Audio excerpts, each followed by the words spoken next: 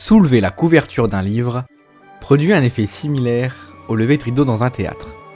Il faut savoir que Blanche-Neige et les 7 nains, dont je vous invite à la regarder mon premier épisode, commence aussi par un livre qui s'ouvre ainsi que les Disney qui vont suivre avec Dumbo ou Cendrillon par exemple. Mais le seul film Disney qui utilise ce livre non pas comme un accessoire mais comme un élément à part entière de l'animation est Pinocchio. Après l'immense succès de Blanche-Neige et les 7 nains, comment les studios Disney pouvaient-ils faire mieux ? Comment ne pas être en dessous du sommet déjà si haut ? Eh ben tout simplement parce que Disney ne cherche pas à créer l'illusion de la vie via un dessin. En gros, il veut rendre l'art vivant, mais pas l'art qu'on trouve dans les musées, celui des chambres d'enfants et des bibliothèques. Pour être plus clair, l'art des livres d'images, des contes de fées. L'idéal d'une illustration animée dont parlait toujours Walt Disney.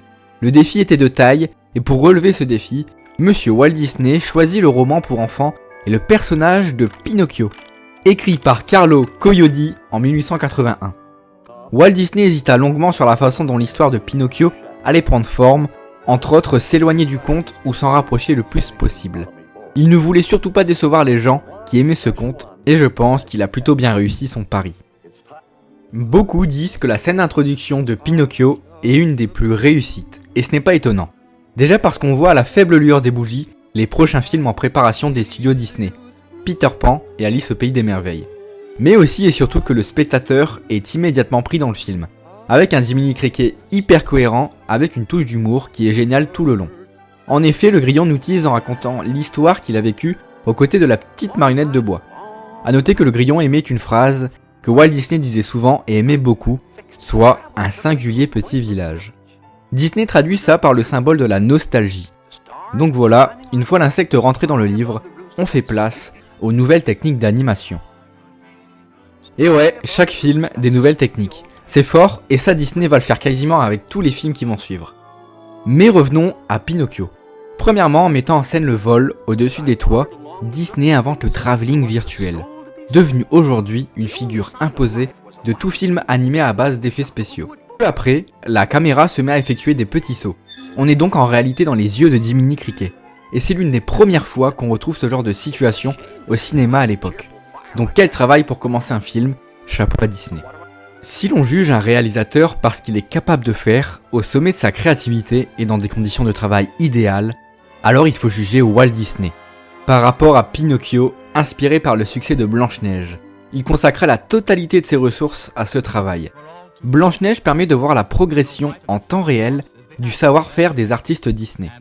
Avec Pinocchio en revanche, ceux-ci étaient au sommet de leur art et ne cessaient de se surpasser, aiguillonnés par l'infatigable créativité de Walt Disney.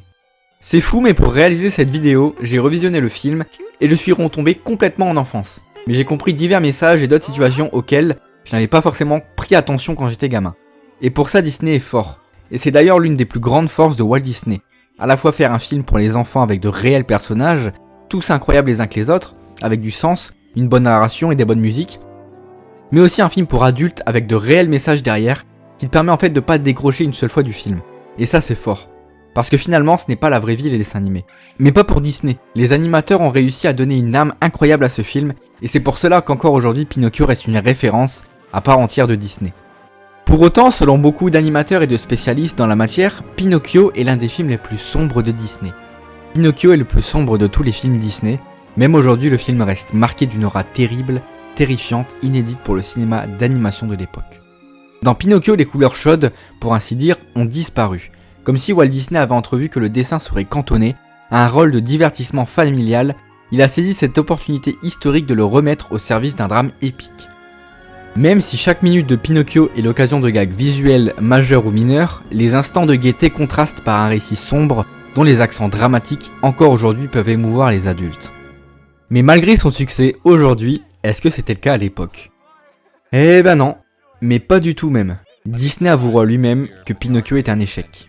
Mais pourquoi ? Bah parce que c'était la guerre à l'époque, et qui dit guerre dit moins de sous-sous. Le film étant sorti en 1940, ce qui signifie donc moins de revenus à sa sortie. Pourtant Disney est persuadé que ce n'est pas la raison, et que c'est certainement le trop de narration qui a gâché le film. Et c'est pourquoi les prochains Disney sont moins dans la narration et plus dans la chanson et l'humour. Pinocchio était le film de la maturité, l'un des plus réussis pour moi. Quand on y pense, le film est sorti il y a 80 ans, et il est toujours le Disney préféré de certaines personnes, j'en suis certain. Voilà, cette magnifique vidéo sur Pinocchio est terminée. Il y a encore énormément de choses à dire, que je n'ai pas dites, comme par exemple la scène des ânes, ou encore quand Pinocchio se transforme en petit garçon. Je pourrais faire un épisode 2 tellement il y en a. Je vous invite à aller lire les archives des films Disney si vous voulez en savoir plus sur le sujet. En tout cas, j'ai pris beaucoup de plaisir à réaliser cette vidéo. N'hésitez pas à me dire en commentaire si vous l'avez apprécié de votre côté. Je vous dis à bientôt pour le 3e épisode qui sera centré sur